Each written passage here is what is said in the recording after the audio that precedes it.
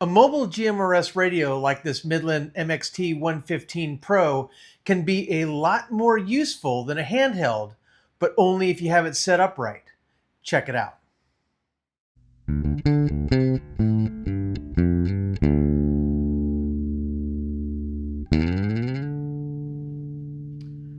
Hey guys, I'm Kevin and this is Comms by Kemp Outside, where your inside source for outdoor comms. Well, I have this Midland MXT115 Pro. Guys, I did a full review on this radio, so if you want to check it out, I'm going to put a link right up there. But today, I'm going to set this thing up so that it is able to be used in a vehicle, at the campsite, from my tent, on the go, at the house. I'm going to set it up so that I can use it anywhere I go. And what I'm going to do, guys, is I'm going to mount it in a 30 cal ammo can. It's going to be set up so that we can add the coax, the antenna, the power, everything that we need. Super easy. Check this out. Okay, so the first thing that you're going to need is a 30 cal ammo can. Luckily, these are available just about anywhere, and I have a bunch because, well, I like ammo cans. I like the stuff that goes in ammo cans, if you know what I mean. But the bottom line is I have a bunch of these little 30 cal ammo cans, and so this makes a great radio box. What I got to do is I've got to mount my MXT 115 Pro from Midland. Got to mount that in the box, and then I'm going to put some other stuff in there, like this Anderson connector for power, right? I'm going to cut a hole in the side of the box so that I can attach power to the box and power the radio. And then also, guys, I am going to mount this SO239 bracket inside the can so that the antenna mount is inside the can. It's basically going to look, like that, right? So it's going to be mounted inside the can. So what I've got to do is I've got to take this out to the shop. I got to drill some holes and mount the antenna bracket, mount the radio bracket, cut a hole in the side for power. And then we've got some other things we want to do. So some of the other things that you're going to need for this kit before I get started, guys, is if you're going to mount the Midland in a 30 cal ammo can, it's really good to have an SO239 90-degree adapter, right? So that you don't have a big strain on the cable. This fits in the ammo can, but just barely. So you want to make sure that you can take some strain relief. Also, you're going to need just a little coax jumper, right? So that runs from the radio to the antenna bracket right there. And then the other thing that you're going to need is one of these little Anderson connector plugs. So I'm going to put links to all of this stuff down in the description below. One of the other things we have to do, guys, is modify the power cord. So this is the power cord that was sent with the device. This goes into the back of the pigtail here on the radio, right? I'm going to leave that in place. And then there's a lot of wire between the pigtail and the fuse. I'm going to leave those in place, but I'm going to cut this about right here so that this will get attached to the Anderson. I'm going to leave the fuse in the box so that the radio is always properly fused. And then this, I'm going to put an Anderson connector on the outside so that I can connect this into a cigarette lighter and power the box. I'm also going to use a Anderson extension cable that I have that I've made out of twin lead wire so that I have a little bit longer of a power cord. But with that, guys, it's time to head out to the shop and start cutting some holes in our ammo can. All right, guys, we're out in the shop now, so it's time to basically figure out how to mount the antenna bracket and then also the radio bracket. Now, what we want to do is we want to mount these inside the can, right? But working inside that can is pretty impossible. So what we're going to do is we're going to use the outside of the can to figure out where we want these brackets mounted, right? So I'm going to turn the camera around and show you what I'm looking at here. All right, guys, don't mind the dirty workbench, but basically what we want to do is we want to make sure this sits below the lid so that when it closes, right, this will be closed. So I'm going to leave that about right like that. And then I already know, because I measured it, that this bracket is going to go right in line with the bottom of the first set of letters. So I'm going to use that marking, right? Because if the radio sits on top of that, right there, it's basically got enough room to clear the bottom of this antenna bracket, as well as enough room to clear the knobs when it is in the can, right? So basically I know that that's going to work, so that's how I'm going to do it. And just like that, lined up. And then this one is going to go just like that. So once we get those holes drilled, we'll use our hardware that I picked up from Ace Hardware and get those mounted on the inside of the box. All right, guys, so as you can see, we've got the brackets in. So there they are, the radio and the antenna bracket, and the lid will close just fine. Now let's test fit the radio. All right, we've got a clear, as a matter of fact, I'm going to go ahead and put this on just to get it ready to go here. Make sure everything fits. And we're going to slide it into. So she's down in. I'm on my own wires here. Make sure the wires are up out of the way. Slide her in. There we go. All right, so as you can see, everything sits flush and level. And there we go. Cool.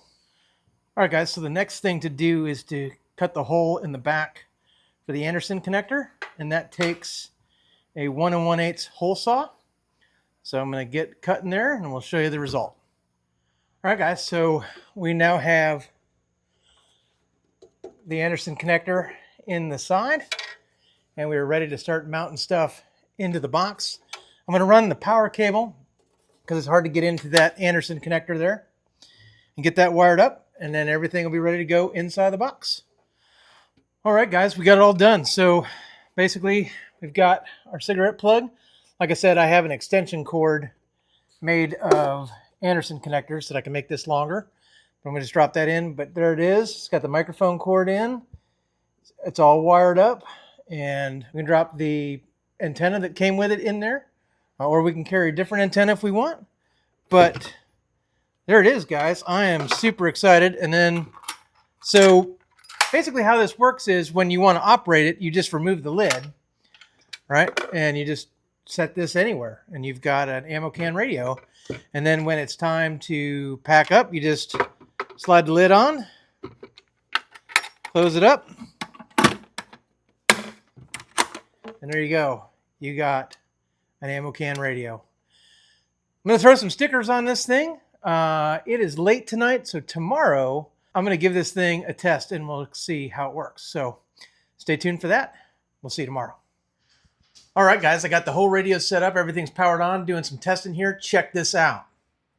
All right, so here's how I've got it set up. I have a 100 amp hour battery box with a Anderson connector. That Anderson connector is running out of the battery box and then into the side of the ammo can radio, and that's providing power, right? So I've got the radio in the box. I've got the microphone connected. Now notice that the microphone connector is so long, I can't put the lid on the box and leave the microphone connected. That is one of the downsides of this. The box just isn't deep enough, but that's okay. It's easy to disconnect the speaker mic. And then I have the antenna connected, and I just have the wire run out over there. But normally you would place this antenna, on the car, right? But I was thinking that the box itself would make an excellent ground plane if you needed to operate the radio just like this. And what this allows you to do is to have a little base station radio anywhere you are. You can just set this up. Now I have it sitting on a napkin because I don't want the screws to scratch my wood table.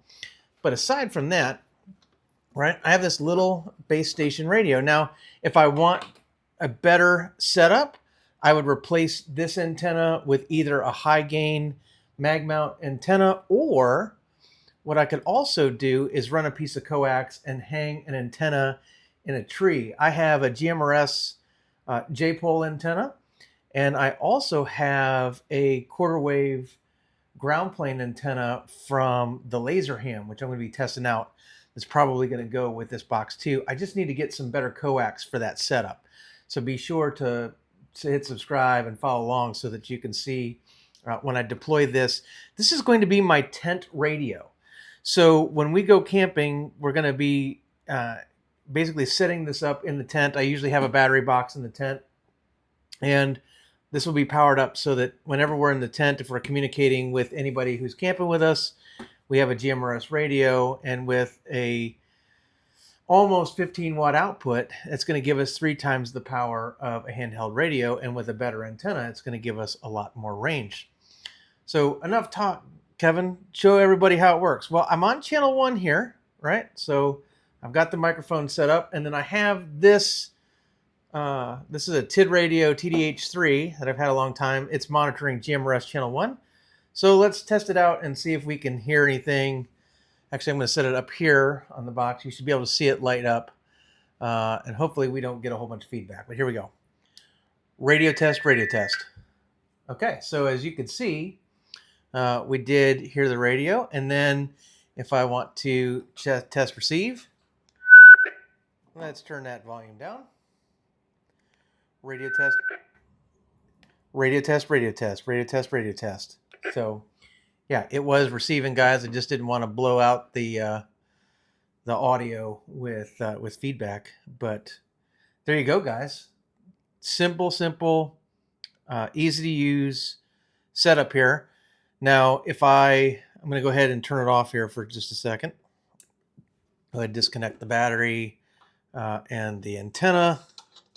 So I'm going to spin this off. Okay.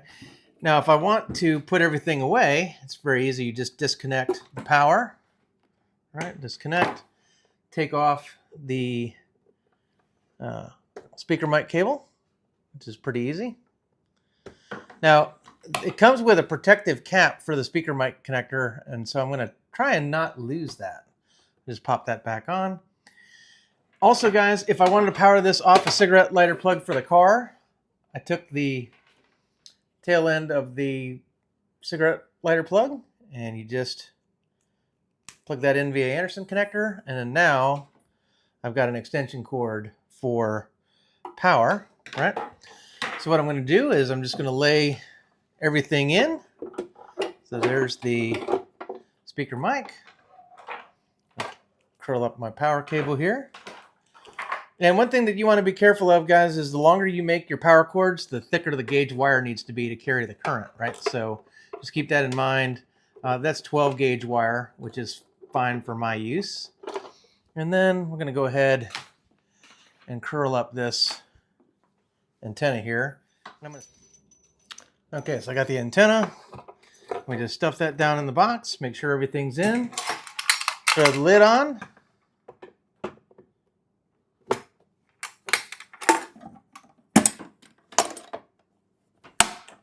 And voila, you have an ammo can radio ready to go. All you need is your power supply of choice. Now, some people would say, well, why didn't you put a battery in the box? Well, there's really no room. And then the other thing is I power a lot of different things off battery. Ham radios, GMRS radios, laptops, cell phones, tablets, fans, lanterns, all kinds of things. We provide power for. And so I have a variety of battery boxes that I use for these kinds of scenarios. So I typically have some kind of power source already. But I think what I'm going to do is I'm going to build an ammo can battery out of maybe a 20 amp hour battery or 10 amp hour battery or something like that would run this radio for quite a while.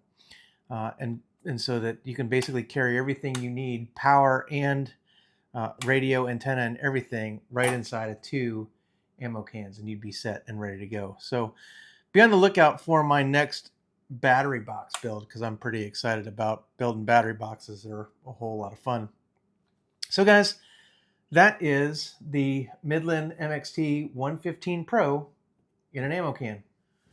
So what do you think, guys? What would you do differently? Drop some in the comments below. Let me know what you think of the GMRS radio in an ammo can, and I'd love to hear from you.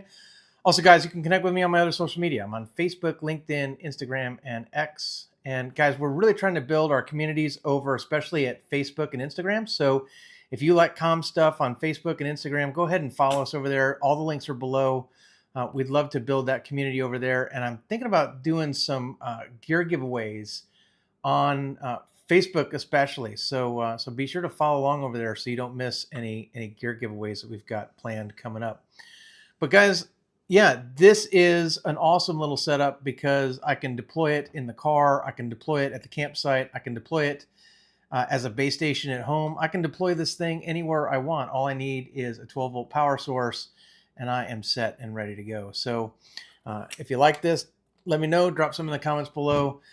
And yeah, guys, we're going to be doing all kinds of radio builds and stuff like that. I love doing this stuff. If I can mount it in a box and make it a go kit, I am all about it. So yeah, be sure to follow along. Guys, thanks for watching. I'm Kevin. This is Comms by Kemp Outside. We're your inside source for outdoor comms. We'll see you out there.